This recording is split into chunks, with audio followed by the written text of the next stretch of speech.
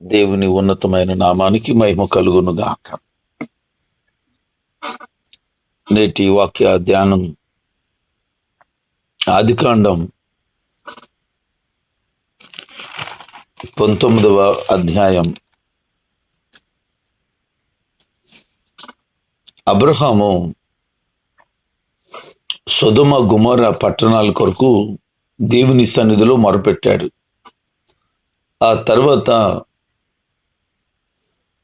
దేవుడు అబ్రహాముతో మాట్లాడుతూ, సొదొమ గొమొర్ర పట్టణంలో 5 నీతిమంతులుంటే 10 మంది నీతిమంతులుంటే నేను ఆ పట్టణాన్ని నాశనం చేయను అన్నట్లుగా అతనితో మాటలు ముగించి వెళ్ళిపోయాడు. 2 దేవదూతలు సొదొమ గొమొర్రకు వెళ్ళారు. సొదొమ వెళ్ళేటప్పటికి సాయంత్రం అయిపోతుంది. ఆ సమయంలో ఊరి గవని దగ్గర లోతు కూర్చుని ఉన్నాడు. ఈ దేవదూతలను చూచి పరిగెత్తుకుని వెళ్ళి సాష్టాంగ నమస్కారం చేసి, నీ దాసుని దాటిపోవద్దు, నీ దాసుడి ఇంటికి రండి అని బ్రతిమలాడుతున్నాడు. చాలా బలవంత పెట్టాడట. వారేమంటున్నారంటే, ఈ రాత్రి ఇక్కడే ఎక్కడో మేము ఉంటాం అని అంటే, లేదు లేదు లేదు అలాగనొద్దు, దయచేసి నా దగ్గరికి రండి అన్నాడు. అబ్రహాంకి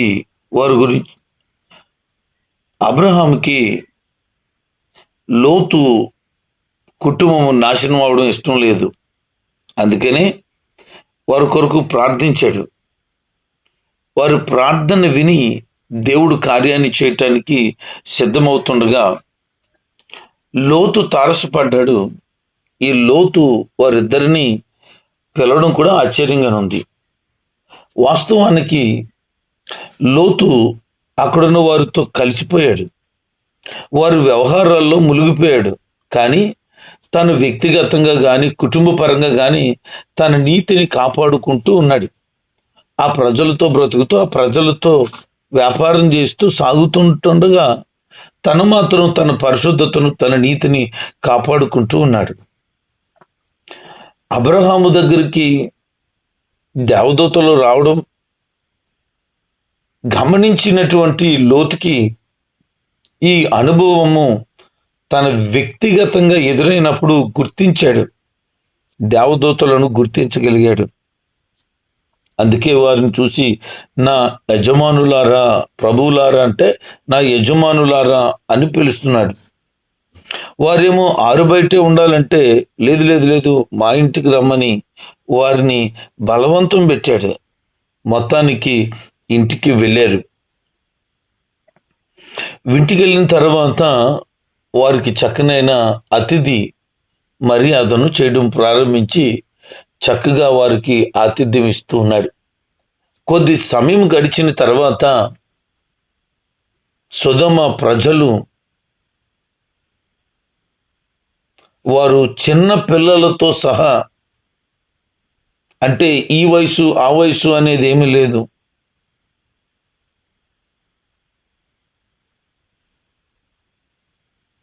చిన్న పిల్లలతో సహా నలుదిక్కల నుంచి ఆ ఇంటిని చుట్టుముట్టేశారు. ఇంట్లో ఉన్నటువంటి లోతుని పిలుస్తున్నారు, నువ్వు బయటికి రా బయటికి రా అని. ఏమైంది, ఎందుకు వచ్చారు మీరందరూ అని అంటే, మీ దగ్గరకు వచ్చారే 2 మనుషులు, వాళ్ళని పంపించు బయటికి, మేము వాళ్ళతో శారీరకంగా కలవాలి అని చెప్పి మాట్లాడుతున్నారు. అంటే సొదొమ ఆ గొమొర్ర పట్టణ ప్రజలు ఎంత కామతురత కలిగిన వారుగా ఉన్నారో చూడండి. పురుషులకు పురుషులు, స్త్రీలకు స్త్రీలు అవాంఛనీయమైనటువంటి శరీర క్రియను వారు కలిగి ఉన్నారు. పురుషులు స్త్రీలు అనేటువంటి వ్యత్యాసం ఏమీ లేదు వాళ్ళకి. ఏదో విధంగా చండాలంగా బ్రతకడమే వారు బాగా బాగా బాగా అలవాటు అయిపోయింది. కారణం ఏంటి అని అంటే, వారికి సమృద్ధి అయినటువంటి నీరుంది, పంటలు బాగా పండుతున్నాయి, సుఖ నిర్వచరమైనటువంటి ఈ శరీర ఇచ్చలకు వారు లొంగిపోయారు, బాగా చెడిపోయారు. మీరు గమనిస్తే నేటి దినాల్లో సొదొమ గొమొర్రా లాంటి పరిస్థితులే చూస్తూ ఉన్నాము. ఎక్కడ చూసినా, ఏ ప్రాంతంలో చూసినా ఈ అక్రమ సంబంధాలు అనేవి కన్ను మిన్ను కానకుండా పెరిగిపోయాయి. న్యూస్లో చూసినా అవే. ఎవరి గురించి అయినా ఎవరితోనో మాట్లాడదామన్నా ఆ మాటల టాపిక్లో ఈ విషయాన్ని ప్రస్తావన తెచ్చినప్పుడు అర్థమవుతున్నది ఏంటో తెలుసా? సొదొమ గొమొర్రా లాగా ఉంది ప్రస్తుత లోకం. ఇంకా ఇంకా పూర్తిగా లేదు కాదు, చాలా వరకు సొదొమ గొమొర్రా లాగా ఉంది. కాకపోతే ఇంకా కొంచెం సమయము పరిపక్వం అవ్వడానికి పడుతుందేమో. ఏ కుటుంబంలో కూడా సర్వసాధారణంగా భార్య భర్త కలిసి వారు మాత్రమే సంతోషంగా ఉన్నారు అనుకునేవారు అతి కొద్ది మంది కనపడుతున్నారు. మిగిలిన వాళ్ళు అందరూ కూడా ఈమె ఇంటికి పోతే అతను ఆ ఇంటికి పోతున్నాడు అన్నట్లుగానే చాండాలంగా కనపడతా ఉంది. ఎంత అసభ్యకరంగా ప్రవర్తిస్తున్నారో. కొన్ని విషయాలు వింటున్నప్పుడు నాకు బాధ అనిపిస్తే, ఒకవేళ మీరు అలాంటి వారిని చూస్తే ఇంకెలాగ మీకు అర్థమవుతుందో గమనించండి. బైబిల్ చెప్తున్న మాట ఏంటంటే, ఈ సొదొమ గొమొర్రా ప్రజలు అంత అసభ్యకరంగా తయారైపోయారు.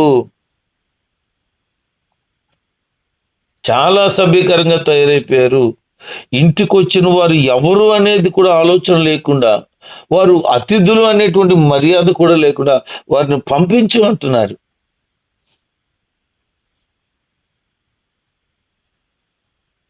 మాట్లాడుతూ ఉంటుండగా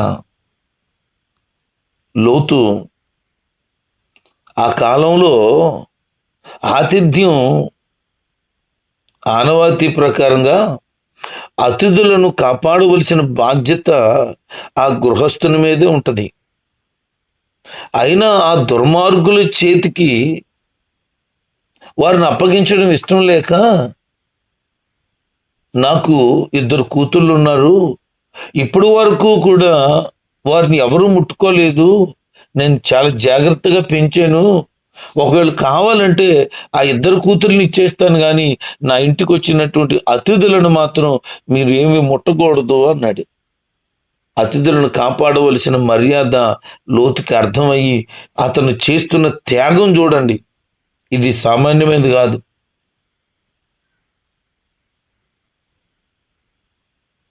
అతను చేసిన ఆ మాట పని గర్వింపతగినటువంటి చర్యే కదా.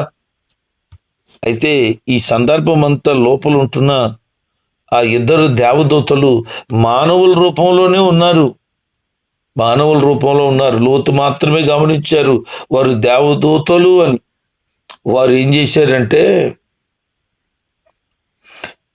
ఇక్కడేదో అడవుడుగానే ఉన్నట్టుంది, వీళ్ళు మరీ ఎక్కువ ఆవర చేస్తున్నారు అని గమనిస్తూ ఉంటుండగా లోతు చెప్పిన మాటలకు ఆ ఊరలో, ఏయ్ పో, ఎక్కడి నుంచో పరాయోడివి, నువ్వు ఇక్కడికి వచ్చావు, మా అందరికి తీర్పు తీరుస్తున్నావు, ఎక్కువ మాట్లాడుకో, నీ పని అయిపోద్ది అని అందరూ కలిసి లోతు మీద పడడం మొదలెట్టారు, ఇబ్బంది పెట్టడం మొదలుపెట్టారు.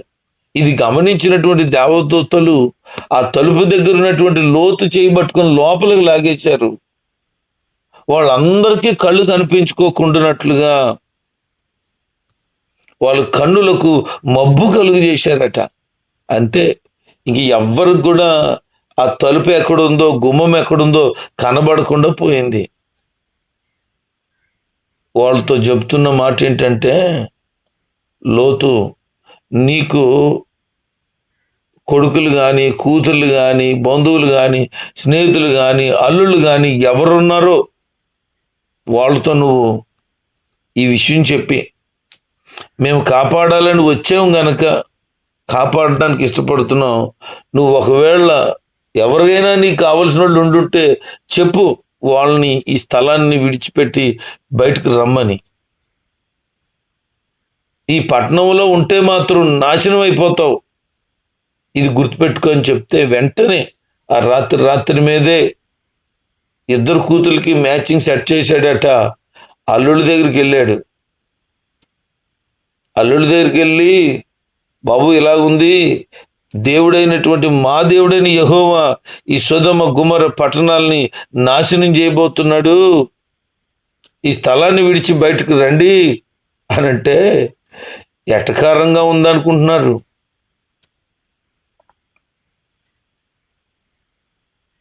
ఎగతాళి చేస్తున్నారట. చెప్పవలేలు అని అంటే, లోతు వ్యక్తిగతంగా నీతిగా ఉన్నా ఊరోళ్ళకి లెక్కలేదు. ఏపా అన్నారు. అల్లుళ్ళు కూడా అనుకుడేలే చెప్పవలే సోది మాటలు అన్నట్టుగా లెక్కలేదా అతని మాట. లెక్క లేకపోయినా ఊర్లో ఎందుకు బతుకుతున్నావు లోతు? ఎందుకు? అవసరం ఏముంది? ఆ ఊరు అలవాటు అయిపోయింది అతనికి. పాపం చేసేవాళ్ళ దగ్గర ఉన్నా ఇతను నీతిగా బ్రతుకుతున్నా ఆ ప్రజల మధ్య బ్రతకడం ఇష్టమైపోయింది. వాళ్ళని వదిలిపెట్టి రాలేకపోయాడు. కొంతమందికి పాపం చేయకపోయినా ఆ పాపం చేసే మనుషుల మాటలో వాళ్ళతో తిరగడం ఇష్టం. ఆల్రెడీ నీకు తెలియకుండా హృదయాంతరంగం అపవిత్రం అవడం ప్రారంభించబడిపోతుంది. నువ్వు నీతిగా ఉంటున్నాను, వ్యక్తిగతంగా బాగానే కాపాడబడుతున్నాను అనుకున్నావు, కానీ నువ్వు తిరిగేవాళ్ళు లేకపోతే నువ్వు ఎక్కడైతే ఉంటున్నావో ఆ ప్రజలందరూ చెడిపోయిన వాళ్ళు అయితే నీకు తెలియకుండానే మలినము ఖచ్చితంగా అంటుకుంటుంది. అక్కడ ఎందుకు ఉండిపోయాడు? బయటకు వచ్చేస్తే బాగుండుగా, వేరే పట్టణానికి వెళ్తే బాగుంటుందిగా, లేకపోతే వేరే స్థలానికి ఎక్కడికైనా వెళ్ళిపోతే బాగుంటుంది కదా. అలవాటు పడిపోయింది అతని ప్రాణం. ఇల్లు కట్టేసుకున్నాడు ప్రహారీ గోడ మీద, కాబట్టి వదిలిపెట్టడం ఇష్టం లేదు. ఇల్లు ముఖ్యమా, అక్కడ వ్యాపారం ముఖ్యమా, అతని భవిష్యత్తు ముఖ్యమా? అంత ఘోరమైనటువంటి ప్రజలు ఉంటుండగా అలాంటి ప్రజలు ఉండే దగ్గర ఉండడం అవసరమా? అందరూ నీకు శత్రువులు అయితే వాళ్ళ దగ్గర ఉండే కంటే ఆ స్థలం విడిచిపెట్టి ఆ ఇల్లు అమ్మేసేసి వేరే ప్రాంతంలో ప్రశాంతంగా బ్రతికితే మంచిది కదా.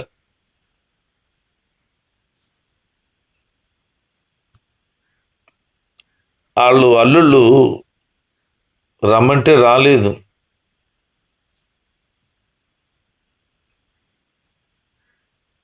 దేవదూతలు అంటున్నారు లోతుని, ఎవరు వచ్చినా రాకపోయినా మీరు బయటికి రండి, బయటికి రండి అని అంటే లోతు అంట ఇంకా అక్కడక్కడే నసుకుతున్నాడు, తడువు చేస్తున్నాడట. రమ్మన్నప్పుడు రావాలిగా. కారణం ఏంటంటే ఇంకా వదిలిపెట్టడం ఇష్టం లేదు. చూడండి, ఏదైనా ఊరు వెళ్తున్నప్పుడు పిల్లలు మారం చేస్తారు. తండ్రి ఊరు వెళ్తుంటే తల్లి ఇంటి దగ్గర ఉంటుంది, తల్లి దగ్గర బిడ్డ ఉండడం మంచి, నేను వస్తా, బండి ఎక్కుతా, కారు ఎక్కుతా, బస్సు ఎక్కుతా అని ఏడుస్తూ ఉంటారు. బలవంతాన్ని వదిలిపెట్టేసి వెళ్ళాల్సి వస్తుంది. తండ్రి కష్టమే కానీ ప్రయాణం ఉంది కదా ముఖ్యం. అలా ఉంది ఇతని పని. ఆ ఊరికి అలవాటు పడిపోయిన ప్రాణమేమో అదొక బిడ్డలాగా, నేను వెళ్ళను బాబో, ఈ ఊరు వదిలేసి బయటికి వెళ్ళలేను అన్నట్లుగా ఆ ఊరి మీద అంత మమకారం పెంచేసుకున్నాడు. అంత చాండాలమైన ఊరి మీద అంత మమకారం ఏంటి? ఇక ఇంతకీ అంతకీ రాకపోతే ఇలా చెప్తున్నారు, నీవు ఈ పట్టణంలో ఉంటే నాశనం అయిపోతావు, నీ భార్యను నీ ఇద్దరు కూతుర్లను తీసుకుని బయటకు రా అని చెప్పారు. రాకపోతే ఇంక వాళ్ళే చెయ్యట్టుకుని ఇడ్చుకొచ్చారట. ఇంకా ఇలాంటి గడ్డు పరిస్థితి కూడా లోతుకి ఇంకా అర్థం కాకపోతే మరి అతని బుర్ర ఎలా పనిచేస్తుందో ఆలోచన చేయండి. సొదొమను విడిచిపెట్టి బయటికి రావడం అస్సలు ఇష్టం లేదు అతనికి. ఎందుకంటే అక్కడ ఇల్లు ఉంది, సంపద ఉంది, ఇంకా ఎన్నెన్నో బంధాలు బాంధవ్యాలు అక్కడ పెట్టుకున్నాడు. అందుకే రాలేకపోయాడు. కానీ దేవుడట అబ్రహామును బట్టి లోతు మీద కనికరం చూపించాడు. నశించిపోకుండా అతను తప్పించడానికి ఇష్టపడ్డాడు. అయితే లోతుకి ఏమీ యోగ్యత లేదు. దేవుని కనికరం వల్లనే తప్పించబడ్డాడు. వారిని బయటికి తీసుకొచ్చి, ఇదిగో కనబడుతున్నటువంటి ఆ పర్వతానికి వెళ్ళిపోండి, అక్కడ బ్రతకండి, అక్కడ ఉండండి, తప్పించుకోండి ఈ శిక్ష నుంచి అంటే, ఇప్పుడు కూడా చూడండి లోతు బుద్ధి ఎంత ఘోరంగా కనపడుతుందో. బాబాయ్ అంత దూరం వెళ్ళడం అంటే మా వల్ల కాదు, అంత దూరం వెళ్ళిపోయే లోపల మేము చచ్చిపోతాం, కాబట్టి పక్కనే మీ కనికరి ఉంటే పక్కనే చిన్న ఊరుంది, ఆ ఊరికి మీదకి వెళ్ళిపోయి అక్కడ ఉంటాం మేము అన్నాడు. ఏదో విధంగా మీ మాట నేను ఎన్నో అన్నట్టున్నాడు తప్ప, ఎలాగైనా నీ మాట వింటాను, మీరు చెప్పినట్లు చేస్తాననేటువంటి మనసు లేదు అతనికి. ఇంత చెప్తున్నా, ఇంత జరుగుతున్నా, అక్కడ పరిస్థితులు ఇంత తీవ్రంగా ఉన్నా, ఆ ఊరు వాళ్ళు మీద పడిపోతున్నా ఏమి ఇంకా పట్టకుండా దూరంగా ఉండిపోయిందట. అది పర్వతం దగ్గరికి వెళ్ళమంటే వెళ్ళను, ఈ పక్కనే సోయారు అనే ఊరుంది, ఆ ఊరు వెళ్ళిపోతాం మేము.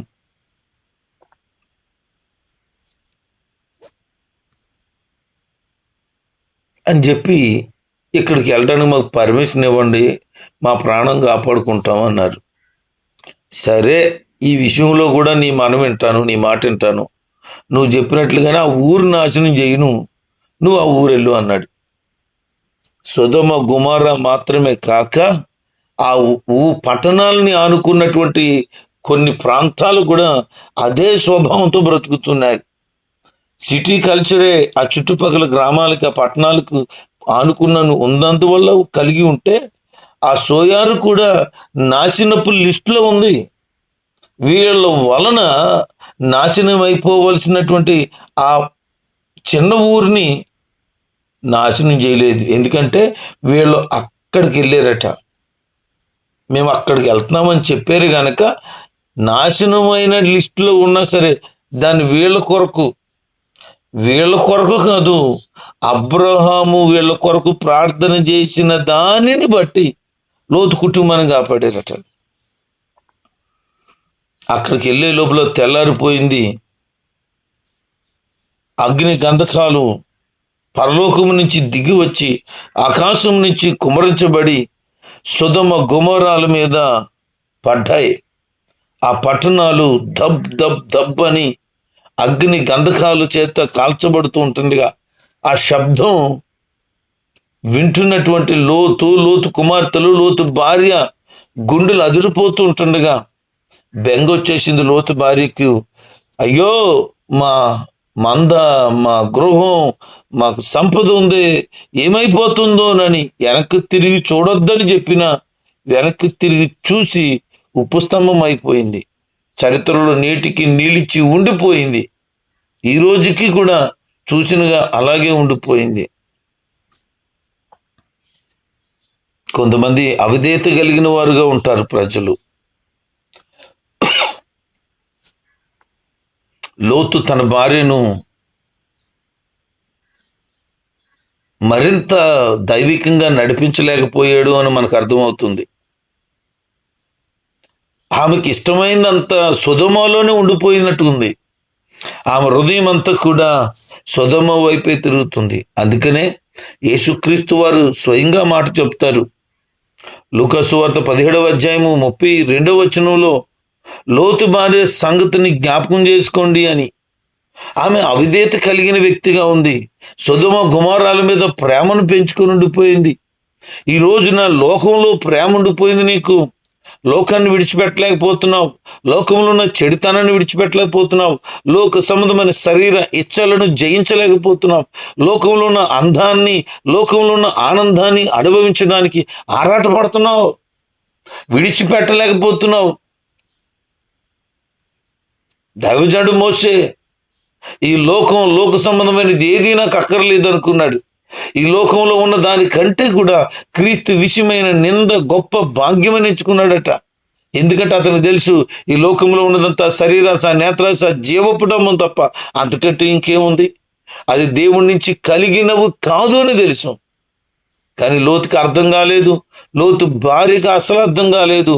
అందుకనే లోకాన్ని కోరుకున్నారు, బయటికి వెళ్ళిపోవడం అస్సలు ఇష్టం లేని వారై కీడు నాశనంలోనికి వారు పడిపోవడానికి కారణమైపోయింది. వారు సోయారికి వెళ్ళారు, 3 మాత్రం వెళ్ళారు. 4 బయటకు వచ్చారు, 3 వెళ్ళారు. లోతు భార్య ఉప్పు స్తంభమై నిలబడిపోయింది. వీరు సోయారికి వెళ్ళి నివసించినప్పుడు ఆ పట్టణపు ప్రజలు ఎలా ఉన్నారంట? లోతు కుటుంబం నివసించడానికి భయపడేటట్లుగా ఉన్నారట. ఎందుకంటే ఆల్రెడీ ఈ సొదొమ గొమొర్రా పట్టణపు బుద్ధంతా వాళ్ళు ఉంది కనుక ఎక్కడికి వెళ్ళినా అదే పరిస్థితి. ఇప్పుడు వీళ్ళని భయపెట్టిన పరిస్థితులు అవుతున్నాయి. లోతు కూతుళ్ళ పైన కూడా దైవ భక్తి సంబంధమైన ప్రభావము లోతు చూపలేకపోయాడు. వ్యక్తిగతంగా లోతు నీతిమంతుడని బైబిల్ చెప్తున్నా తన కుటుంబాన్ని పరిపూర్ణంగా దేవుల్లో నడిపించుకోలేకపోయాడు. కారణం ఏంటంటే పేరాసపరుడై